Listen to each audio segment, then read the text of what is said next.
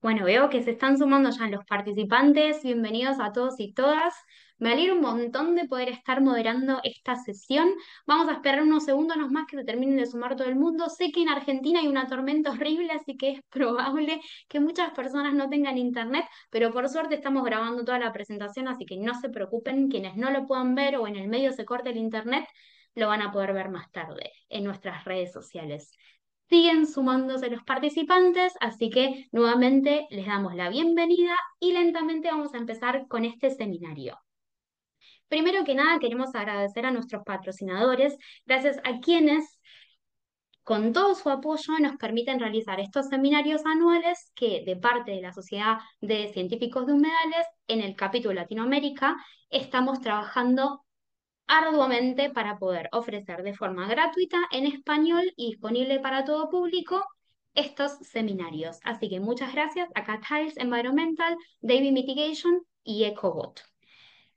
Pero también me encantaría tomar el pequeño espacio para agradecerle a Justin Macate y a Angie Quiroga, quienes nos han ayudado desde lo organizacional y técnico para poder estar hoy en este seminario. Pero ahora que veo que ya los participantes se están estabilizando, me presento yo también. Mi nombre es Judith Lacaba y voy a estar moderando hoy este seminario en el que tengo el honor de presentar a tres participantes del programa de Human Mentor. Y por otro lado, mencionar también que soy parte del comité de la Sociedad de Científicos de Humedales, especialmente el capítulo de Latinoamérica, así que cualquier duda que tengan la pueden escribir en el chat, ya sea tanto preguntas como referidas a cualquier tema relacionado con la Sociedad de Científicos de Humedales y en particular con el programa de Human Mentor. Pero dicho esto y dichas todas las presentaciones, me gustaría ahora sí abocarme y darle el tiempo a nuestras participantes y nuestra primera presentación va a estar realizada por Melina Guerrero, quien es realizadora integral de cine, video y TV de la Facultad de la Universidad en Julio de Ciencias de la provincia de Buenos Aires. Corregime si me equivoco, Melina, por favor, con lugar de trabajo en el Centro de Estudios de Teatro, Educación, Consumos Culturales. Su tema de investigación de doctorado involucra el estudio de materiales audiovisuales que sean utilizados para comunicar temas de conservación de humedales en el marco del programa de conservación comunitaria del territorio dentro de la Facultad de Ciencias Veterinarias de la Universidad Nacional de la Provincia de Buenos Aires, de la Universidad del Centro, perdón, en el cual también ejerce el rol de coordinadora del área de comunicación ambiental. Melina, todo tuyo. Bueno, muchas gracias Judith por la presentación. Bueno, en esta oportunidad vengo a compartirles los principales hallazgos de este proyecto que encaré en el marco de las mentorías de la SWS y principalmente es compartir los principales resultados en torno a la representación audiovisual de humedales em, para el Día Mundial de los Humedales desde el 2022 al 2025. Em, para empezar con esta presentación, voy a ver si logro tomar el control. Si no, a ver si... Ahí lo tengo. Perfecto. Muchas gracias. Para comenzar, las primeras decisiones que tuve que tomar, bueno, fueron en torno a qué organizaciones iba a estudiar para obtener estos videos de interés. Entonces, como podemos ver, las podemos dividir en tres niveles: aquellas que tienen alcance internacional, aquellas que tienen un alcance regional, latinoamericano, y las de alcance nacional, en este caso el nacional referido a Argentina. Em, sí, otra, o sea, otra de las decisiones que había que tomar una vez que estaban definidas más o menos estas organizaciones en torno a temáticas que atraviesan los humedales era empezar a consultar cuáles podrían ser las redes sociales de interés que atraviesan estas organizaciones y de donde podía llegar a obtener esa información de los materiales audiovisuales. Así quedaron en la consulta final. Las plataformas elegidas fueron YouTube, Facebook, Instagram y Twitter en su, en su comienzo, después se convirtió en X. Em, pero que lo que más interesaba era hacer como un relevamiento de cuáles habían sido las publicaciones totales en torno a la temática del Día de los Humedales. Como pueden ver ahí las cifras, no entran en el detalle de los números, pero sí para que tengan una idea, las publicaciones totales comprenden, además de los videos, imágenes, fotos, textos, enlaces y GIFs. Pero, repito, mi interés puntual tenía que ver con un análisis más desde el contenido audiovisual, entonces me concentré simplemente en aquellas publicaciones que eran exclusivas de video y que no se repetían. Así tenemos sí, los valores finales que quedaron del estudio son 18 videos para el 2022, 20 para el 2023, 31 para el 2024 y 65 para el 2025. Hay se ha duplicado la cantidad de videos que se compartieron para este año por el Día Mundial de los Humedales. Em, para, para abordar el estudio me interesaban dos maneras de analizar la parte o sea, para hacer el análisis de contenido. Por un lado, entender que o tomar el video completo como una unidad de análisis. Entonces, para eso lo que hice fue una vez que observé todos los videos, logré identificar 8 categorías de contenido asociado a los humedales y en las que después yo iba observando a cuáles de esas categorías podían estar asociadas los videos. Y así podemos obtener que algunos videos tienen más de una categoría, algunos tienen una y otros tienen más de una. Y lo que podemos ver así en líneas generales, a partir del gráfico, es que los temas que más se han compartido en estos 4 años em, han sido, o sea, compartir qué son los humedales, por qué su importancia, cuáles han sido los roles o cuáles son los roles que cumple y los beneficios. También el valor que tiene el actuar localmente o sea, pensar en su restauración y en su conservación, así como también em, tomar el valor intrínseco de los humedales, ¿no? También tenemos menciones de amenazas, o sea, sí, de las amenazas que sufren, pero en líneas generales los valores más altos responden a cuestiones más positivas vinculadas a estos ecosistemas. Pero también pensando un poco en tomar el video como una unidad, me interesaba indagar un poco acerca de, bueno, las palabras, tanto las que forman parte de la parte oral o lo que son dichas mientras uno mira un video, o así como también aquellas que se sobreimprimen o quedan escritas en la pantalla. Entonces, acá particularmente lo separé entre español e inglés porque tenía contenido en esos dos idiomas y para no mezclarlos, lo separé, pero los videos que están en español son mucho menos comparados con la cantidad que hay en inglés, los que fueron parte del estudio, ¿no? Em, para explicar un poco la lectura sobre estas nubes de palabras, la palabra más grande es la que se corresponde con la mayor cantidad de menciones. Entonces, como podemos ver de las palabras que han sido dichas, tenemos, bueno, humedales como la más grande, después también aparece agua, ecosistemas, comunidades y otras que están en menor medida, pero también han sido mencionadas. Y para el inglés también tenemos wetlands como humedales como la más mencionada, pero acá también aparece ecosistemas, aparece mundo, aparece carbono y aparece agua como las más mencionadas.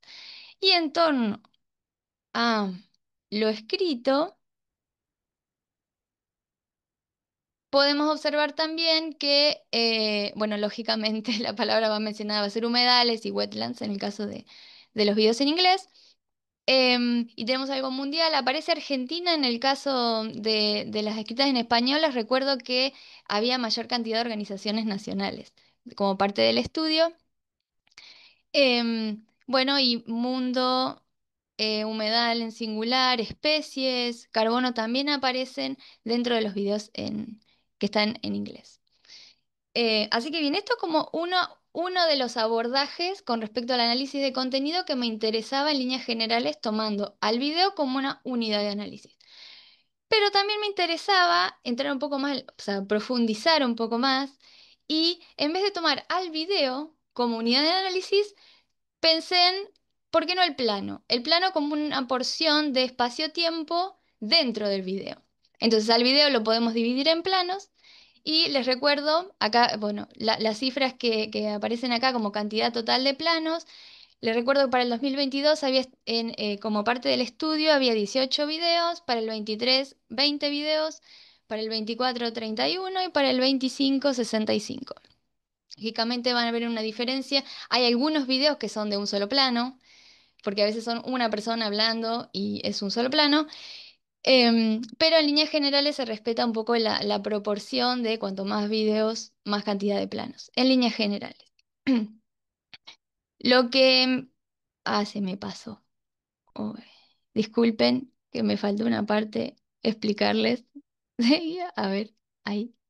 Ahí está. Pero puntualmente a mí lo que me interesaba de, más allá de dividirlo en planos, era reconocer en cuáles de todos esos planos, había una representación de humedales. Se mostraban humedales. Y lo que podemos ver en el gráfico, claramente, como les decía, ahí están las proporciones de la cantidad de planos según los planos totales que están arriba, ¿no? Hay gran presencia de humedales para videos que se comparten durante el Día Mundial de los Humedales. Y dentro del estudio, ¿qué me importaba? Quería ver que en esa representación de los humedales, reconocer con qué otros elementos de la naturaleza o elementos en realidad del ambiente estaban siendo representados. Y lo que podemos ver del gráfico es que se observan claramente tres picos que se repiten a lo largo de los 4 años. Y hay un cuarto pico específicamente para el 2025, en el cual no voy a entrar en detalle hoy, y por eso nos vamos a quedar con los tres más mencionados, que son la presencia de vegetación, como en primer lugar, en segundo lugar, la presencia de fauna silvestre, y en la tercera, actividades de las comunidades cercanas a esos humedales. Para compartirles algunos ejemplos, chan, chan, ahí estamos. Con respecto a estos tres elementos o sea, que han tenido más presencia, les comparto algunas de las capturas, como pueden ver, también para estar atentos al tamaño de los planos, a la distancia en la que se nos presenta, en este caso, los humedales y cómo podemos ver la presencia de vegetación. También los colores azules y verdes predominan muchísimo en casi todos los videos estudiados. Pero más que nada me interesaba compartirles estos ejemplos para que vean a qué se referencia la presencia de vegetación. Eso está para los 4 años. Con respecto a fauna silvestre, encontramos que la mayoría, o sea, la mayor cantidad de las especies son aves acuáticas, las más representadas, junto a humedales. Pero también encontramos algunos ejemplos de mamíferos, de anfibios y de reptiles, en menor cantidad. Acá me interesa que presten atención también al tamaño de plano y que, de acuerdo al tamaño real de, de los bichos, también la necesidad de que el registro sea más cercano, ¿no? En algunos casos es amplio, pero en otros necesita estar más cerca la cámara. Y el tercer lugar, que era con actividades de la comunidad, lo que podemos reconocer es que en general las actividades representadas están vinculadas a alimentación y al sustento. Y también se mantienen en tamaños más cerrados o más chicos, ¿no? De encuadres. No tan abiertos como eran los de vegetación. Acá predominan los más cercanos, los enteros, incluso los medios, o sea, hasta la mitad del cuerpo. Mm. Y ahora, más allá de lo que tenía que ver con contenido, oye. Em, si nos concentramos un poco más desde los recursos visuales, más a la parte técnica, me interesaba también reconocer cuáles habían sido o sea, qué características tenían desde lo técnico los planos que más habían representado los humedales. Y en este caso,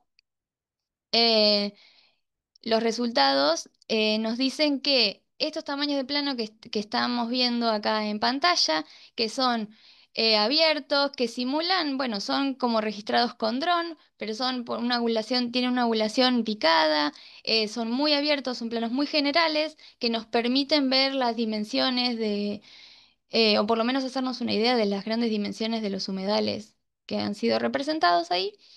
Em, y también me interesa que nos quedemos con esta parte de la distancia, porque ahora, cuando hablemos de los aspectos sonoros registrados en estos videos, em, entiendo que la distancia a la que son registrados también nos lleva a pensar cuáles, em, cuáles podrían ser algunas reflexiones que se desprenden de esa parte visual o esa decisión técnica visual. Bien, como les decía, los principales hallazgos en torno a recursos sonoros, lo que podemos ver es que para los dos primeros años, tanto para el 22 como el 23, hubo predominio de la voz que acompañaba, cada video tenía como una voz que acompañaba ese relato, que nos describía lo que estábamos viendo o que nos hablaba de otra cosa, pero siempre vinculado a humedales. No había presencia de efectos, en esta categoría también están incluidos los sonidos de la naturaleza. O sea, con esto no quiero decir que haya habido ausencia de sonidos de naturaleza, sino que no predominara. Y con respecto a música, este quizás de todas las categorías que les compartí de lo que ha sido el análisis, por ahí es la más subjetiva de todas. Eh, sí, esto se puede prestar para muchas, o sea, discusiones muy largas porque tiene que ver con mi percepción. O sea, lo que yo percibo como una música tranquila, lo que yo percibo como una música inspiradora. Insisto, este es de los más subjetivos. Lo podemos charlar después todo lo que deseen. Me interesaba compartirles, a ver si vamos a hacer una prueba. Voy a reproducir un audio y de última alguna de las chicas me dice si se puede escuchar bien, si no, lo que pasa es que no. Los humedales son esenciales para la vida. Albergan el 40% de la biodiversidad del planeta y proveen medios de vida para las comunidades. Además, aportan agua potable y ayudan a mitigar los efectos del cambio climático global. Bueno, ese fue el ejemplo para el 2022, que tenía una voz que acompañaba y una música tranquila. Les voy a mostrar un ejemplo más, quizás para los segundos, o sea, para el año 24 y 25, en donde ya no hay no hay un predominio de la voz, hay presencia, pero no tanta como en los dos primeros años. Tampoco contamos con muchos sonidos de naturaleza y la música ha cambiado un poquito. Les voy a mostrar un ejemplo de este año.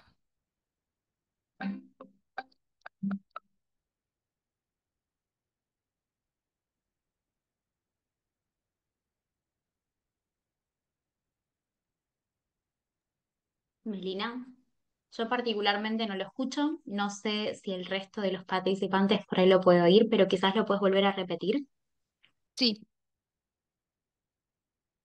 capaz que está muy fuerte o no se escucha nada. El anterior se escuchaba perfecto, este no. Mm,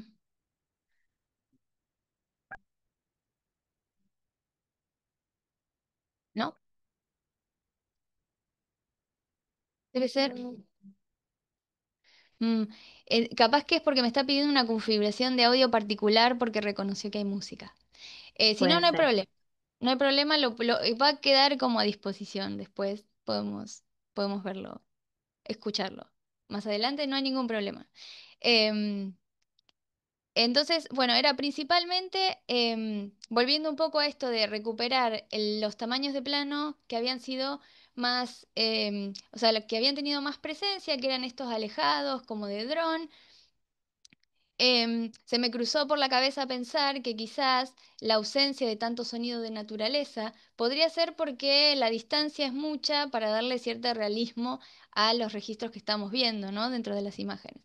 De todos modos, sí quedé como con esta inquietud de cómo sonarían los humedales en definitiva, aquellos que hemos tenido la posibilidad de visitar algún humedal en algún momento de nuestra vida, podemos recordar o nos imaginamos cómo sonaría. Incluso, aunque no veamos todas las especies, siempre hay el sonido, siempre algo suena. Em, y en líneas generales, con este estudio lo que puedo llegar a concluir con respecto a los efectos a los sonidos elegidos para representar y acompañar la representación de humedales han sido en la mayor cantidad de los casos música. Música, música. Sin letra, pero música. Instrumental, pero música. Muy bien. Y así vamos llegando ya al final de esta presentación, donde quería compartirles como a futuro, bueno, a partir de esta información que les compartí hoy, de estos resultados, como parte del proyecto también está la idea de generar un material que pueda sumarse a todo este corpus de videos estudiados, que complemente de alguna manera a partir del observado, que pueda sumar más información para complementar la representación que se hace de los humedales, o por lo menos que ha sido, que observé de estos videos en este estudio. Y en segundo lugar, ¿por qué no pensar a futuro como continuación de este estudio, ya tener un acercamiento con la audiencia, poder intercambiar con distintos instrumentos o herramientas puede ser sí, de investigación cuantitativa o cualitativa, que me permitan tener quizás otra dimensión a partir de las decisiones tomadas desde lo audiovisual, cómo se percibe, cómo es percibido el humedal, o a qué elementos los relacionan, etcétera. Pero se me ocurre como continuación, probablemente una vez que termine la tesis doctoral, pero interesante. Si no, que alguien más tome la posta, estaría genial. Y lo último que quería compartirles es que en ese QR hay un video que armé para compartirles todas las herramientas que utilicé para este estudio, principalmente del uso de software. Cualquier duda, por supuesto, después me pueden escribir, pero lo dejo ahí para que lo puedan consultar. Probablemente, bueno, ahora cuando pase van a perderlo, pero después quedará disponible. Y ya ahora sí, lo último es agradecerles mucho por su atención, agradecerle a SWS, a la sección de estudiantes, al capítulo de Latinoamérica, a mis mentores, Gary, John y Rubén, que me han acompañado en todas las presentaciones que he hecho a lo largo de este año, a principio de este año, con la conferencia de estudiantes y la de julio en Estados Unidos, así que les agradezco mucho también a los integrantes del programa de conservación comunitaria del territorio en la Facultad de Ciencias Veterinarias y a los integrantes del TEC en la Facultad de Arte, ambas facultades en la Universidad Nacional del Centro de la Provincia de Buenos Aires, que comparten las inquietudes que se me generan en torno al estudio de audiovisuales y humedales. Así que muchas gracias por su atención.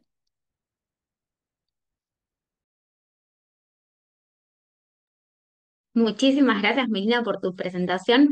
Particularmente tengo que admitir, me encantó que sea tan interactiva y muchas gracias por el QR. Les comento a todos los participantes que después las presentaciones van a estar disponibles y el video está siendo grabado, así que todo el recording va a estar también en nuestras redes sociales y ahí van a poder tomar la foto del QR y enterarse un poquitito más. Y respecto a los audios, podemos hacernos un pequeño espacio durante el espacio de preguntas y respuestas para poder escucharlos, así que Meli, no te preocupes, estamos perfectos en tiempo. Pero tomo la posta yo para poder presentar a nuestras próximas presentadoras del día de hoy. La verdad tengo el honor de poder presentarlas a María Fernanda Hernández Guerra, quien es licenciada en Ciencias Biológicas, egresada de la Universidad de Zulia, en Venezuela, donde ella es oriunda. Actualmente es becaria doctoral de Ciencias Ambientales en el Instituto de Investigación e Ingeniería Ambiental de la Universidad Nacional de San Martín, conocido como IIA CONICET UNSAM, y dentro de su vasta experiencia, que se extiende desde la ecología de poblaciones y comunidades faunísticas asociadas a zonas intervenidas, especialmente por la acción antrópica, su tesis doctoral se enfoca en la determinación de productos de transformación de contaminantes emergentes en sistemas ganaderos de la Argentina, así como el impacto toxicológico que estos representan sobre las comunidades de artrópodos asociadas a suelos. Y por otro lado, también quiero presentar a Valentina Fernández, quien es veterinaria con orientación en salud de pequeños animales, egresada de la Universidad Nacional del Centro de la Provincia de Buenos Aires, quien actualmente también es becaria doctoral del doctorado en Ciencias Ambientales del IIA CONICET UNSAM, quien desarrolla su tesis de investigación acerca de los efectos de antiparasitarios veterinarios sobre los coleópteros coprófagos del Bajo Delta del Paraná y es integrante del programa de conservación comunitaria del territorio de la UNICEN. Dicho esto, chicas, les doy la voz. Bueno, Avísenme si pudieron tomar el control de... sí, ahí creo que lo tengo, no sé si está pasando, creo que no, me parece que te voy a tener que pedir, Judith, que nos pases. Bueno, No hay problema. ahí está. Muchísimas gracias, Judith, por presentarnos y también gracias a todos los asistentes al webinar al día de hoy que nos están escuchando. Bueno, el trabajo que realizamos bajo la tutoría HumanMentor se titula Influencia de la actividad ganadera sobre la comunidad de coleópteros estercoleros en humedales del Bajo Delta del río Paraná, Argentina. Está basado en nuestras tesis doctorales que están en curso, tanto la mía como la de Fernanda, y lo llevamos a cabo bajo la tutoría conjunta de nuestra directora de tesis, que es la doctora Valeria Sfara, y los tutores por parte de la SWS, que fueron los doctores Daniel Campbell y Dirk Faust. Si querés continuar a la siguiente. Bueno, el objetivo que propusimos para este trabajo fue investigar la comunidad de coleópteros estercoleros, que son mejor conocidos como escarabajos estercoleros, en campos ganaderos ubicados en humedales, y además determinar la presencia de ivermectina, que es un antiparasitario veterinario, en muestras de materia fecal del ganado. El área de estudio está localizada en la parte terminal del delta del río Paraná, también llamado Bajo Delta, y en la porción ubicada en la provincia de Entre Ríos, en Argentina. Es lo que está marcado en el mapa con un color gris más oscuro. Bueno, esta es una región hermosa de humedales, con una gran diversidad de flora y de fauna, y que además tiene un gran valor cultural y como fuente de trabajo mediante distintas actividades como la pesca, el turismo, la extracción de materias primas y el caso que nos ocupa hoy, que es la ganadería. Y nuestro trabajo en particular lo realizamos en campos ganaderos que estaban ubicados cerca de las ciudades de Villa Paranacito, en su gran mayoría, y también algunos en Ceibas y en Ibicuy. Siguiente diapositiva. Bueno, esta región tiene una larga historia de intervención humana. Por ejemplo, les puedo contar que en los siglos XIX y XX hubo una gran afluencia de inmigrantes que se establecieron para dedicarse al cultivo de frutales, aunque eso no continúa al día de hoy. Lo que sí sucede en las últimas décadas fue un aumento, sobre todo de las actividades de agrícola y ganadería, como resultado de la expansión de la frontera agrícola que sufrió nuestro país a partir de los 90.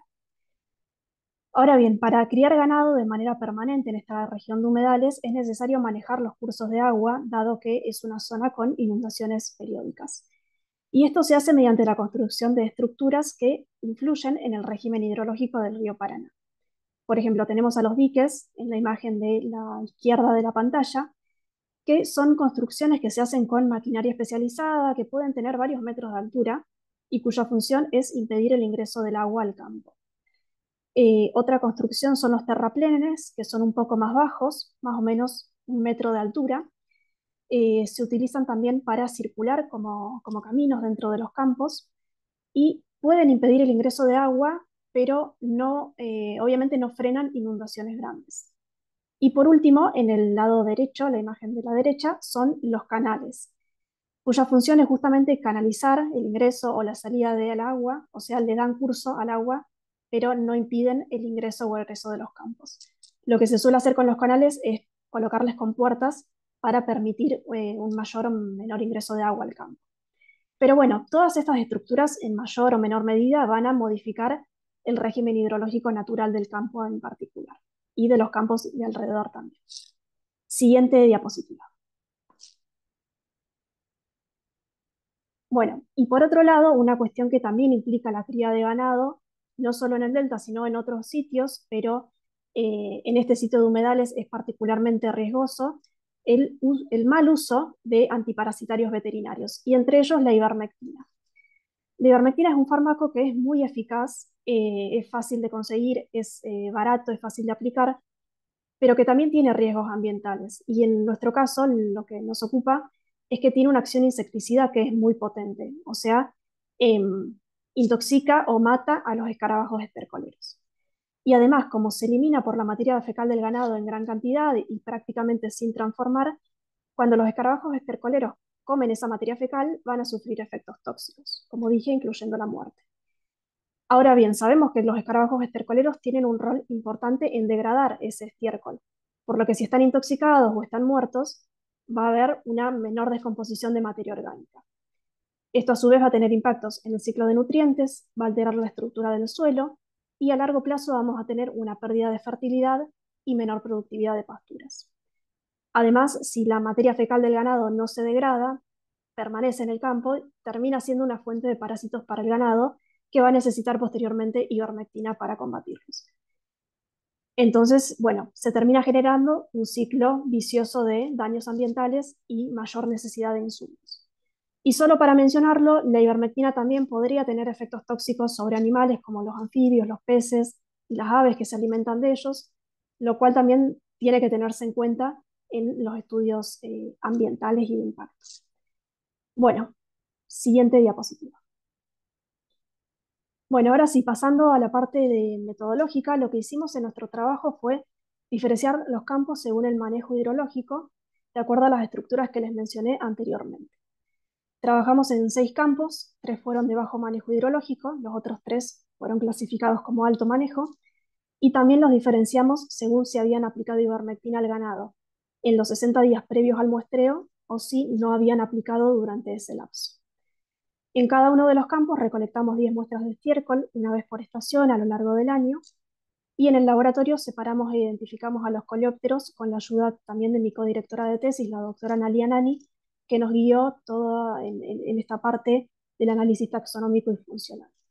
Bueno, ahí hay algunas imágenes, no les pude colocar la regla, pero para que sepan, son animales muy, muy pequeños, algunos no miden más de 2 o 3 milímetros de longitud. Los más grandes, como el escarabajo negro que está abajo a la izquierda, ese medía 2 centímetros de largo. Así que, bueno, son animales muy diversos y muy pequeños y que requieren mucho trabajo de laboratorio para identificarlos y clasificarlos. Así que, siguiente diapositiva. Bueno, y la parte de detección de ivermectina en las muestras mediante cromatografía estuvo fundamentalmente a cargo de Fernanda, que es la especialista más en este tema, que trabaja todos los días con el equipo, así que, Fer, si nos querés comentar un poco cómo fue esta parte. Especialista es una palabra muy, muy fuerte. Bueno, les voy a tratar de comentar un poco. Gracias, Valen, por pasarme la filmina. Bueno, una vez aplicada la ivermectina, algo que no sé si Vale lo comentó, pero por ahí lo recalco un poco, es que el 90% de la dosis utilizada o administrada de este contaminante es excretada sin metabolizar en las heces del ganado. Entonces, obviamente, esto alcanza los suelos o los ambientes acuáticos y dada también las características un poco más físico-químicas de la molécula, se asocia fuertemente a esta matriz de sedimentos y la vuelve como una condición lipofílica, si se quiere. Entonces, bueno, la mayoría de las caracterizaciones, en este caso la ivermectina, como de los otros contaminantes emergentes que existen hoy actualmente y también de sus metabolitos, se dificulta muchísimas veces debido a la gran diversidad de los compuestos, las complejidades de las matrices y que frecuentemente también se encuentran en el ambiente en concentraciones muy bajas. Muchas veces no, pero la mayoría de las veces sí. Entonces, lo que hicimos como una primera aproximación y algo que he venido trabajando también durante los últimos años como parte de mi tesis doctoral fue estudiar precisamente la degradación de este contaminante en sistemas artificiales, primeramente en laboratorio, que están en sistemas que son simulados al ambiente con el objetivo de justamente obtener esta información de su incidencia o persistencia en el tiempo, pero además también plantear como una puesta a punto de las técnicas de extracción y detección para luego traspolar a las muestras ambientales, que fue justamente lo que hicimos con Valentina, con el tema de las mediciones de ivermectina en bosta. Y bueno, acá en resumen, lo que están viendo es eso, un resumen del proceso de preparación y análisis de las muestras, donde en principio se contemplaron muestras repetidas de bosta por campo y bueno, para cada una de ellas se aplicó un estándar interno, que eso luego nos ayudaba para hacer los cálculos de recuperación del método. Las extracciones del contaminante se realizaron bajo mezclas de solventes orgánicos por esta misma característica eh, lipofílica que les comentaba al principio. Luego pasaba por un baño de ultrasonido en sonicación, luego centrifugación, y los sobrenadantes de cada muestra se fueron apartando y luego con esos residuos que restaban, se volvieron a resuspender repitiendo el proceso nuevamente de extracción y luego posteriormente esos sobrenadantes de una sola muestra, esos dos sobrenadantes de una sola muestra, se combinaban entre sí, pasaban por un proceso de evaporación y concentración y limpieza de las muestras que finalmente pasaban por cartuchos de extracción de fase sólida. Todo este proceso para que la muestra sea lo más limpia y concentrada posible al momento del análisis en los equipos, que son bastante delicados. Y bueno, finalmente las muestras fueron analizadas. Si querés, porfa, Judy, me pasas la filmina. Gracias. Las muestras fueron analizadas por cromatografía líquida de alta resolución acoplado a un espectrómetro de masa con una trampa lineal de iones. ¿Esto qué es? Me van a decir, habla en castellano. Es una técnica básicamente la técnica de cromatografía acoplada a un analizador que nos permite la cuantificación. Es una técnica que es en principio muy sensible, muy selectiva y con límites de detección bastante bajos, muy adecuado para muestras ambientales. Y lo bueno de la cromatografía líquida es que hoy con muy poco volumen de muestras se puede tener un panorama bastante certero de lo que se está analizando y es la más utilizada hoy en día. Es una técnica de separación física de los diferentes componentes de una solución que por medio de la absorción selectiva de los constituyentes de esa misma mezcla y acoplada, como dije, a un analizador que le aportaría este tema de cuantificación, que en este caso en el laboratorio teníamos un espectrómetro de masa. Básicamente, el espectrómetro se basa en la obtención de iones a partir de moléculas orgánicas. Una vez obtenidos estos iones, se separan de acuerdo a una carga y una masa y son detectados y nos genera un gráfico el equipo. Ese gráfico que ven a su derecha es un cromatograma, así es como nosotros lo vemos. Y este cromatograma es una de las muestras de ivermectina y si bien también está el estándar interno que utilizamos, que es la abamectina. Hay dos picos en el último, digamos, ahí está, perfecto, sí. Esos dos picos representan la masa de cada analito. Respecto al anterior, donde se puede observar una variedad de picos arriba, ahí está todo lo que es el paneo de los iones totales. Y bueno, en general los cromatogramas nos dieron muy bien, presentaron muy buena detección de los analitos. Esto sugiere que hay una buena separación de los componentes y asimismo una buena técnica del método de extracción. Eh, y fue lo que hicimos básicamente con todas las muestras de bosta eh, de Valentina. Ahora luego ella les va a explicar un poco más cómo fueron esos resultados. Perfecto, gracias, Fer. De Bueno, ahora sí, nada, pasando a la parte de resultados, comenzamos por lo que es la comunidad de coleópteros. Les podemos contar que a lo largo de todo un año recolectamos un total de 240 muestras, en las cuales recuperamos 953 escarabajos que estaban distribuidos en 27 morfoespecies y pertenecían a 5 familias. Las familias más abundantes fueron Aphodidae y Staphylinidae, seguidas por Hydrophilidae, esos marroncitos pequeños, y en menor cantidad las familias Scarabaeidae e Histeridae. Y ahora les voy a contar un poco más de ellas en la siguiente diapositiva. Bueno, en una primera diferenciación lo que hicimos fue distinguir a las familias más generalistas, es decir, aquellas que pueden colonizar tanto estiércol como carroña, restos vegetales, distintos sustratos. Y aquí encontramos a las familias Histeridae y Staphylinidae, que son predadoras, se alimentan de larvas de moscas y de larvas de otros escarabajos. Dentro de los generalistas también tuvimos a los Aphodidae, que son saprófagos, o sea, se alimentan de materia orgánica en descomposición, y la familia Hydrophilidae, que son coprófagos, se alimentan de materia fecal de herbívoros, un típico habitante de campos con ganado. Por otro lado, encontramos una sola familia especialista, que fue Scarabaeidae, que esta familia es la que habitualmente se conoce como escarabajos estercoleros propiamente dichos. Y esto es así porque viven y se alimentan y se reproducen en este sustrato. Por eso mismo son una de las familias más importantes cuando hablamos de la función ecológica de degradar la materia orgánica. Siguiente diapositiva. Bueno, en cuanto a los resultados estacionales, solo lo voy a mencionar, dado que no eran un objetivo del trabajo. Me gustaría así aclararles dos conceptos que son la abundancia y la riqueza. Cuando hablamos de abundancia nos referimos a cantidad de individuos y cuando hablamos de riqueza nos referimos a cantidad de especies o en este caso morfoespecies identificadas.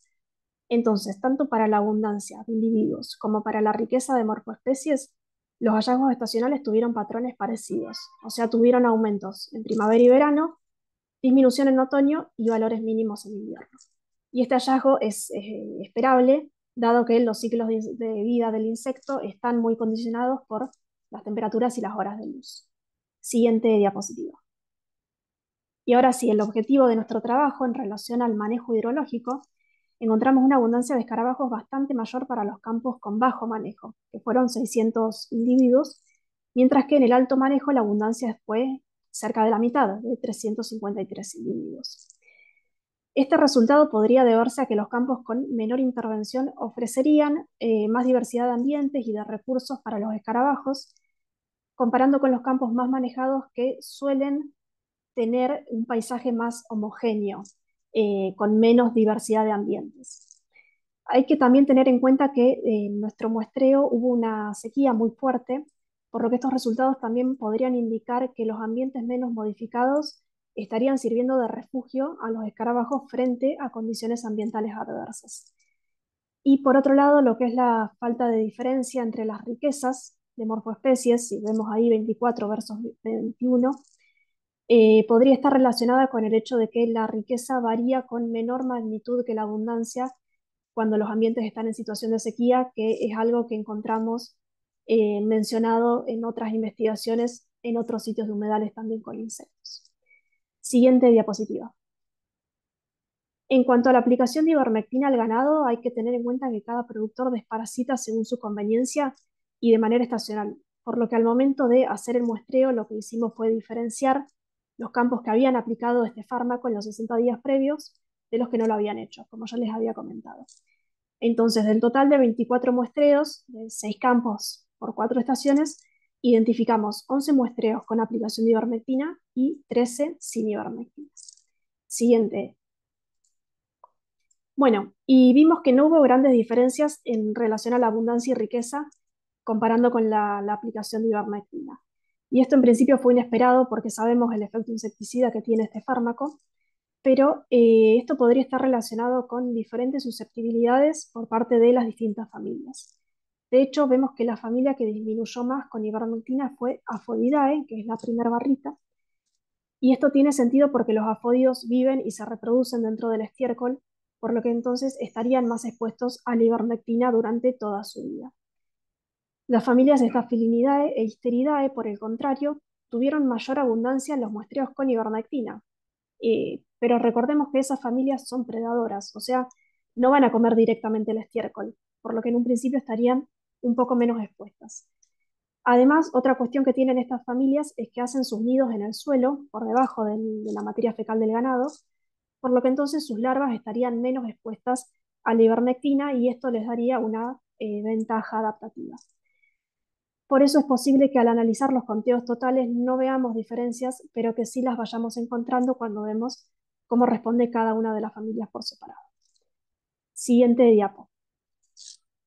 Bueno, pasando a los resultados de las mediciones de ivermectina con el equipo, como bien describió Fer, este fue un proceso complejo que nos llevó bastante tiempo, dado que se trata de muestras muy sucias.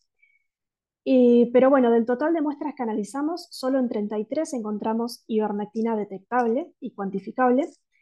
La concentración media fue de 582 nanogramos por gramo, mientras que los valores máximo y mínimo detectados fueron de 2.700 y 17 nanogramos por gramo, lo cual nos habla de un amplio rango de uso, de presencia de esta droga en las muestras y también de detección del equipo que puede encontrar cantidades muy pequeñas. La recuperación promedio del método fue del 23%, es un poco bajo, pero es aceptable teniendo en cuenta que se trata de una muestra muy compleja. Siguiente diapositiva.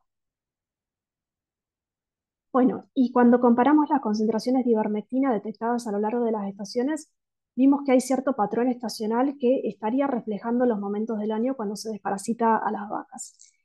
Encontramos mayores concentraciones de ivermectina en verano y en primavera, y les puedo contar que en nuestro país, en las zonas del litoral y de la Pampa, la recomendación general para desparasitar al ganado bovino en pastoreo suele ser final de la primavera para matar a las larvas inhibidas y luego al destete de los terneros que se hace a inicio de otoño. Por lo que es posible, viendo este gráfico, que en nuestros muestreos hayamos agarrado parte de estos animales desparasitados. Quizás los valores altos del verano podrían corresponder con los animales que fueron desparasitados tarde en la primavera, y en el muestreo de la primavera también agarramos a aquellos que comenzaban a desparasitar. Y vemos que en otoño y en invierno las concentraciones detectadas fueron más bajas, por lo que serían animales que ya fueron tratados en los meses previos. Y bueno, esto nos plantea la pregunta del posible impacto diferencial de la ivermectina dependiendo de los ciclos estacionales de los escarabajos. O sea, si bien aún no terminamos completamente de explorar esta cuestión, sí vimos que las morfoespecies de estacionalidad anual, o sea, aquellas que están presentes a lo largo de todo el año, que suelen tener varios ciclos de cría a lo largo de todo el año, presentaron mayor abundancia y riqueza en los campos que habían aplicado ivermectina en verano. Si recuerdo bien, fueron la familia Hydrophilidae y algunas de la familia Staphylinidae. Y esto entonces nos podría estar indicando una ventaja de estas especies gracias a sus estrategias de reproducción. Otras familias, como por ejemplo Scarabeidae, que suelen tener solo una cría al año, eh, se verían quizás mucho más eh, afectados por la ivermectina si justo en el momento que se están reproduciendo los agarra una aplicación de ivermectina a todo el lote. Así que bueno, también es otra cuestión a tener en cuenta cuando investigamos los impactos de este fármaco. Siguiente diapositiva. Bueno, ahora para ir finalizando les mostramos algunos resultados de la comparación de la comunidad versus concentraciones.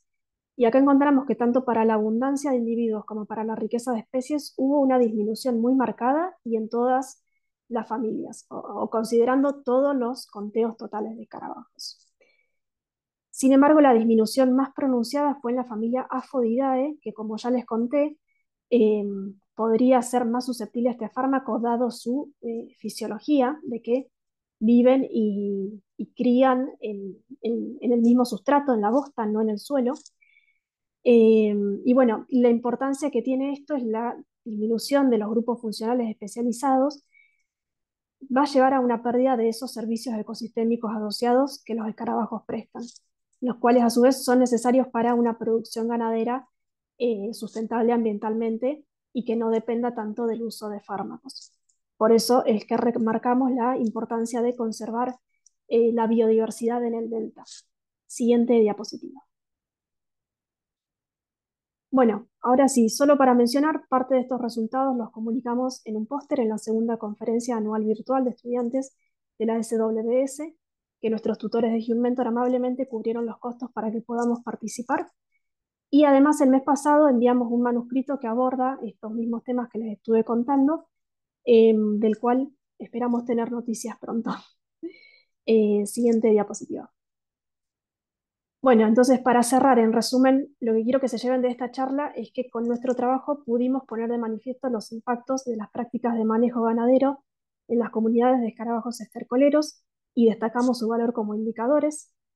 Los campos con menos manejo tendrían comunidades más equitativas, mientras que los más manejados tendrían un ambiente más alterado, más homogéneo, donde las especies que tienen estrategias de adaptación tendrían más probabilidad, por lo menos, de establecerse con éxito.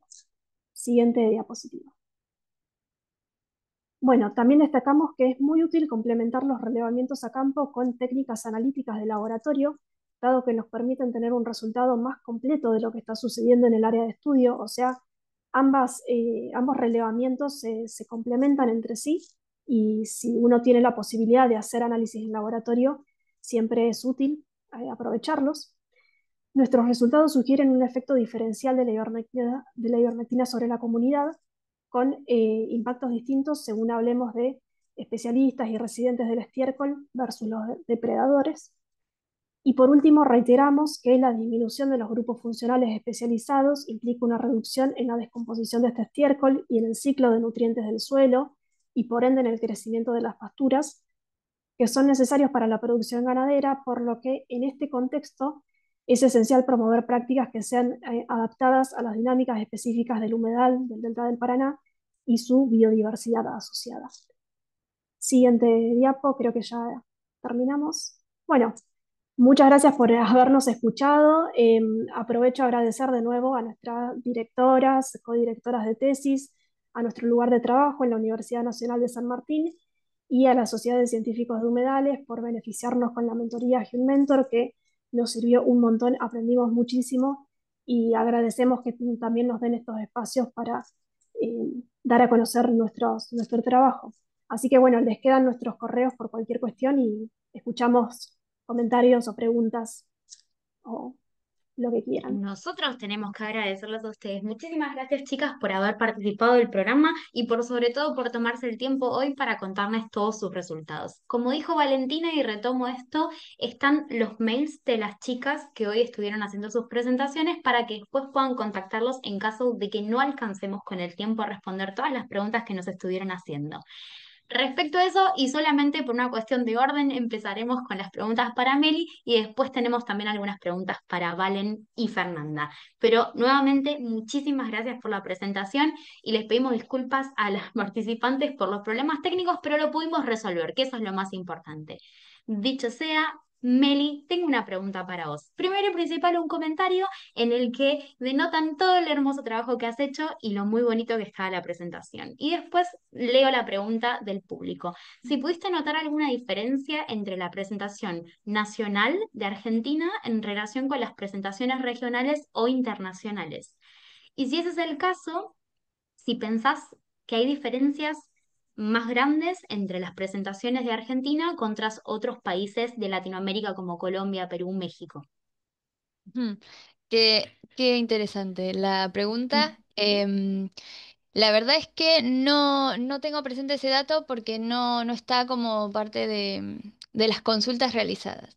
Pero mientras lo decías, se me ocurre que podría resolverlo en el corto plazo basándome en algunas de las planillas que armé y algunos de los lo que descubrí con este proyecto es que me permitió indagar sobre distintas herramientas metodológicas incluso de armado ¿cómo se dicen? Informes interactivos. Entonces, basada en mi Excel como original, que tiene toda la información de todas las publicaciones, de todas las organizaciones que fueron parte de la consulta, se me ocurre que podría hacer esa comparación que sugiere entre internacionales, regionales y nacionales, Eso para la primera parte de la consulta. Disculpas que no tengo esa respuesta, pero lo podría resolver, me la anoto porque ahora me generó curiosidad. Y la segunda parte, para la segunda parte, que creo que, si no entendí mal, es como una comparación más latinoamericana, ¿no? Entre Argentina y otros Exactamente. países. Bueno, para eso tendría, quizás se me ocurre que reseleccionar organizaciones, porque la verdad es que no tengo gran abundancia de latinoamericanas, sinceramente. Tendría que, porque me parece que sería más justo. No tengo análisis sobre otros países, salvo la presencia de Colombia, a través del Instituto Humboldt, y después, bueno, las nacionales. Y bueno, con UICN Sur, que es más Ecuador y tiene algunas cosas de Perú, pero no debería, debería eso, seleccionar otra, ser más justa y seleccionar otras organizaciones, pero tranquilamente podría desarrollar esta misma metodología, imagino. Gracias por la pregunta. Muy bien, gracias a vos por la respuesta. Igual, como mencionamos antes, están a disposición los correos electrónicos de nuestras oradoras, así que si tienen más preguntas o quieren profundizar en algún tema, los dejamos a disposición. Hacemos una preguntita más para las chicas y después, si ustedes también se quieren quedar unos minutitos más, podemos escuchar los audios que habíamos prometido que escucharíamos una vez finalizáramos la presentación de todo el mundo.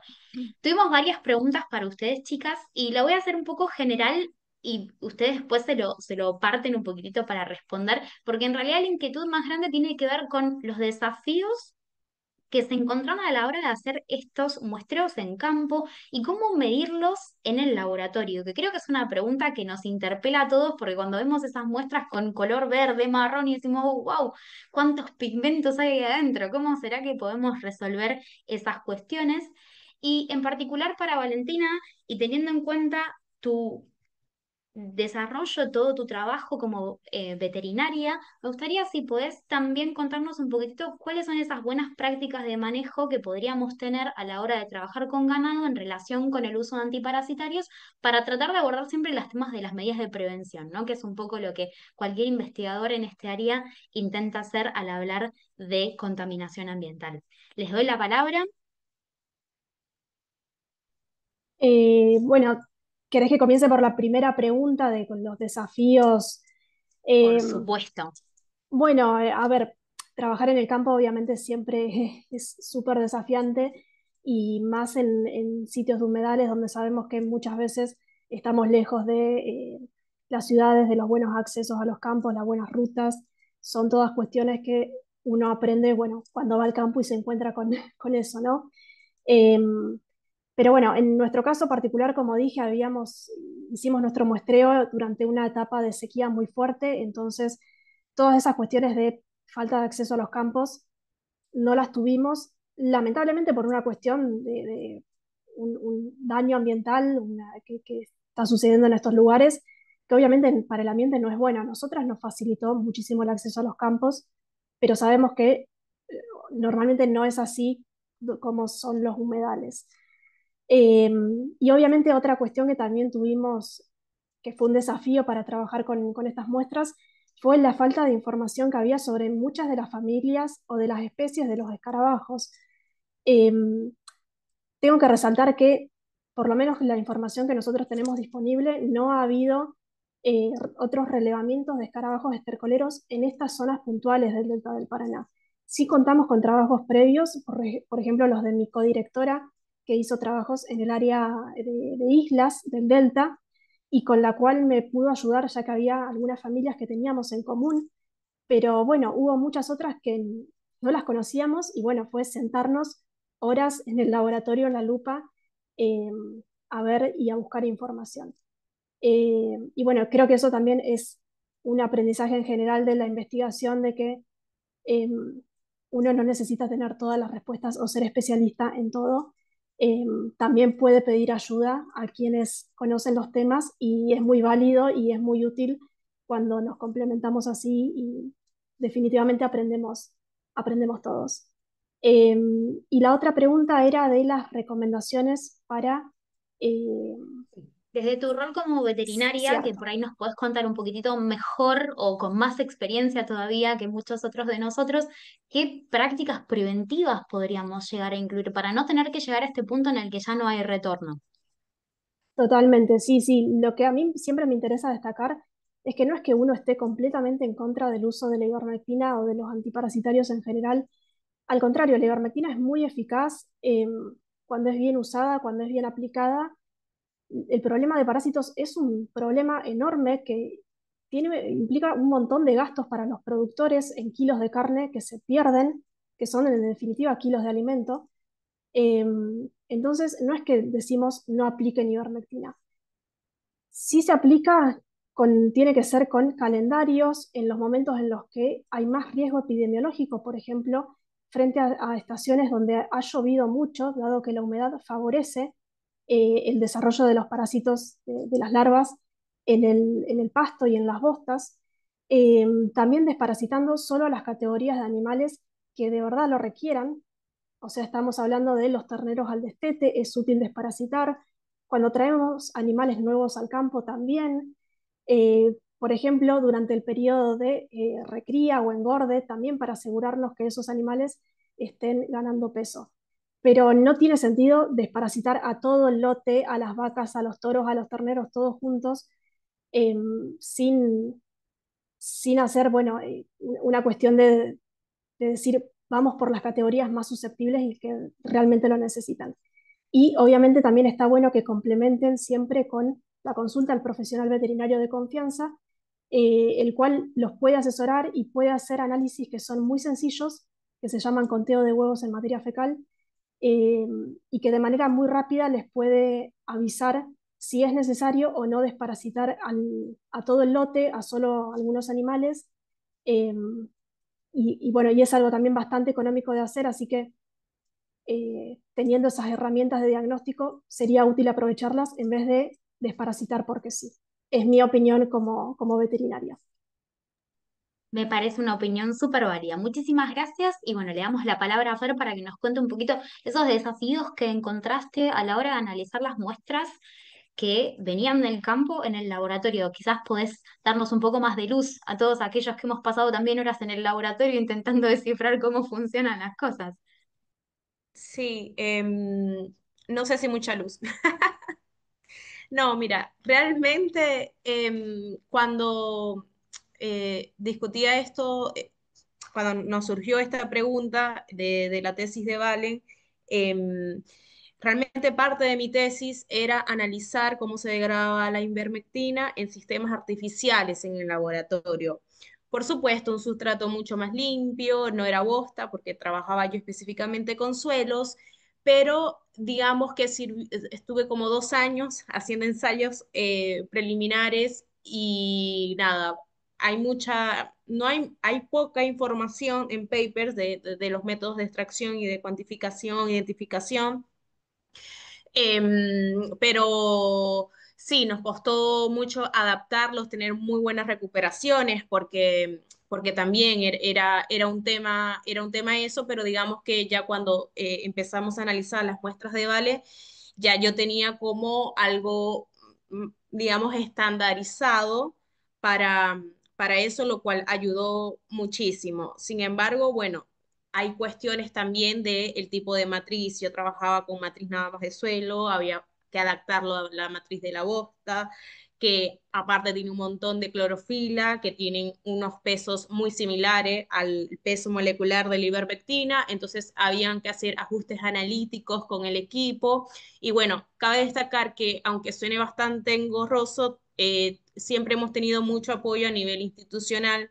En el instituto tenemos muchas personas que son químicas propiamente, que nos ayudaban, bueno, hagamos esto, siempre hubo un apoyo ahí de personas que sabían mucho y de verdad que sin ellos nosotras no creo que hubiésemos llegado muy lejos en esto, más allá de nuestros directores, por supuesto, siempre había alguien con una idea o o que también había un grupo que trabajaba también con ivermectina, incluso vos, Judith, en algún momento lo hiciste desde otra matriz, entonces siempre nos cruzábamos como tips e ideas y nunca estuvimos solas, así que sí es un desafío, pero tuvimos mucha ayuda y gracias a ello, bueno, estos lindos resultados. Seguimos trabajando, el tema de los contaminantes es difícil porque muchas veces las concentraciones en el ambiente son bajas, pero, y bueno, la diversidad de los compuestos, de las matrices, de cómo analizarlo, pero también hay un factor de bioacumulación que lamentablemente es fácil detectar si hay ivermectina cuando cotas, por supuesto, con el equipo. Entonces, bueno, viéndolo desde esa parte, fue muy difícil, pero a la vez también es lamentable lo que voy a decir, pero hay ivermectina en todos lados, en muchos campos. Entonces, era como, bueno, ya sabemos que nos va a dar. Totalmente, sí, la habré vivido Sí, yo también de enojarme porque está ahí, pero decir, qué bueno, no estamos haciendo sí, las cosas mal. Me gustaría rescatar lo último que mencionaste, que me parece súper importante, y es que es un trabajo colaborativo y que nadie es dueño y señor, y también lo mencionó Valentina antes, de la verdad absoluta, y que está bueno poder tener espacios en los que podamos compartir nuestras experiencias y por ahí un poco alinearlo con lo que hacemos nosotros y cuál es nuestro objetivo desde la Sociedad de Científicos de Humedales, en particular del capítulo latinoamericano, en el que queremos tratar de sociabilizar y democratizar el acceso a la información que a veces está únicamente en Internet de forma paga y que incluso está en inglés, en idioma que por ahí no todas las personas de Latinoamérica pueden hablar con fluidez y que eso dificulta muchísimo el acceso a información válida o las publicaciones incluso también. Entonces me parece importante también retomar estos espacios en los que contamos nuestras experiencias desde la realidad, de lo que nos toca todos los días en el laboratorio. Pero no me quiero extender muchísimo más porque ya estamos un poquititos pasados de tiempo, pero cuando amerita, lo amerita. Así que, Meli, si querés, podemos intentar probar los audios desde mi Drive. Nos gustaría tomar la palabra, Meli, también sumate, tratar de mostrar los últimos audios que no pudimos ver durante las presentaciones para que se puedan llevar la experiencia completa de todo el trabajo que estuvo haciendo Mary en su doctorado y en particular en el Human Mentor. Si me querés contar cuál de los audios son, los Sí, reproducimos. bueno, el que ya escuchamos fue el de 2022, porque ese Ujú. sí lo pudimos escuchar. Podemos, el que yo Sí, quería mostrar para solo para tener una idea de una contraposición era el de 2025, que es, ok. no contamos con voz, pero tiene una música más chill. Insisto, esto es muy personal. Bárbaro. Voy a cambiar la presentación a ver si así lo podemos escuchar. Por favor, ignoren mi drive pidiendo auxilio. Ah, 2025, ¿verdad? sí, correcto. Volumen está. No estamos escuchando. Tenemos una cuestión ahí que no sé qué puede ser. Sí, yo la verdad que tampoco lo sé. Ah, ya encontré. Espera. Ahora sí probamos.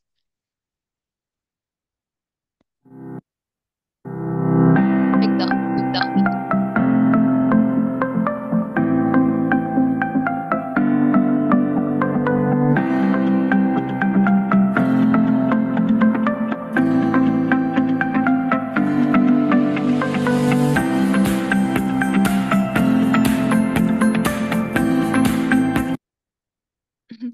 Bueno, son como, son muy cortitos. O sea, son fragmentitos que, esto como para que se hagan una idea, es lo que predominó este año en música sobre ¿Te los gustaría videos. mostrar el del año 2024 o 2023? No, 2022 creo que era el El, no. vamos con el 23. Bueno, no, el 24 porque el 23 está en inglés. 24. 24, sí. Solo música. Más inspiradora, según mi...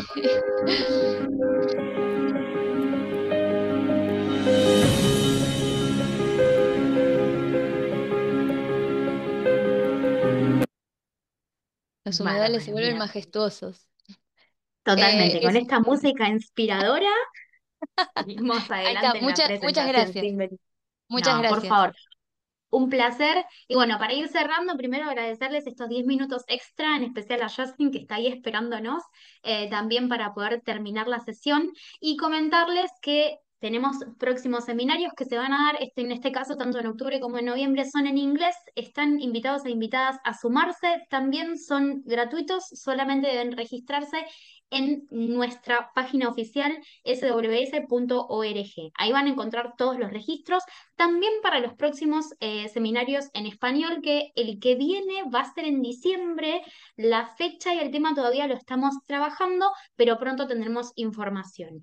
Y por último, tengo un pequeño pedido hacia todos ustedes, todos y todas, y es que al finalizar esta presentación y una vez que terminemos y pasado un tiempo prudente en el que carguemos la presentación, los videos y demás, les vamos a enviar también una pequeña encuesta que nos sirve a nosotros un montón para poder mejorar, en la que nos cuentan cuáles fueron los problemas que tuvieron, si es que hubo algún problema técnico para que podamos también mejorarlo, pero sobre todo si nos cuentan qué fue lo que más les gustó, para que podamos seguir repitiéndolo. Y sobre todo, elogios hermosos para nuestras oradoras que hoy lo dieron todo. Y la verdad, yo particularmente estoy muy contenta con el resultado. Espero que ustedes también. Así que recuerden, por favor, contestarnos la pequeña encuesta que no toma más que 3 4 minutos. Dicho esto, no me queda más que agradecer a las chicas en particular por todo su trabajo. Realmente muchas, muchas gracias. Les dejamos 2 imágenes que ellas seleccionaron para contarnos un poquito o llevarse este último detalle de los lugares o de la forma en la que estuvieron trabajando, mejor dicho. Dicho esto, les agradecemos un montón. Vamos a cargar pronto el video en nuestras redes sociales, así que muchas, muchas gracias. Muchas gracias a todos. Un placer. Gracias, Gracias. gracias. Adiós.